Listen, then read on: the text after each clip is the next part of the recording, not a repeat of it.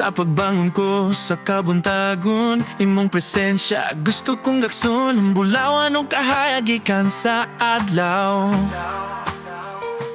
sama sa paglawom nga akong ginalantaw.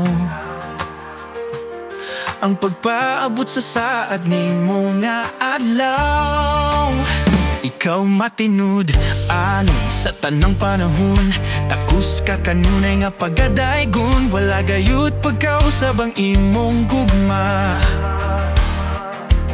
Sa akong kasalanan imong giluwas nga,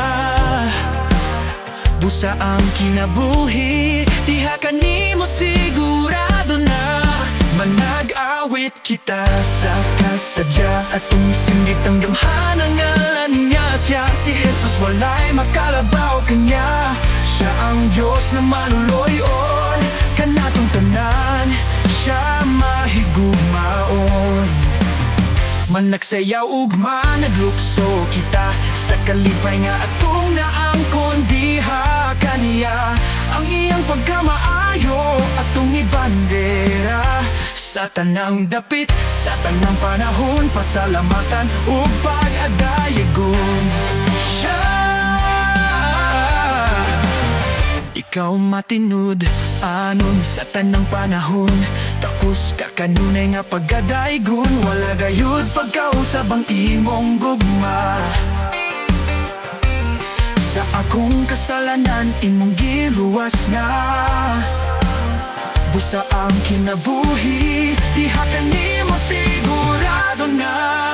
Manag-awit kita sa kasadya, at tumisinggit ang gamhan ang ngalan niya. Siya si Jesus, walay makalabaw kanya. Siya ang Diyos na maluloyon, kanatong tanan siya mahigugmaon. Managsayaw ugma, naglukso kita sa kalipay nga atong naangkon, diha kaniya ang iyang pagkamaayo atong ibandera. Sa tanang dapit, sa tanang panahon, pasalamatan ug pag-adaigon siya.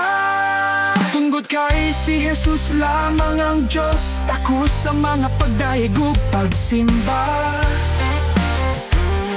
Sa atong mga kasalanan iyang gitubos, busa kita mag-aawit ug magasayaw kaniya.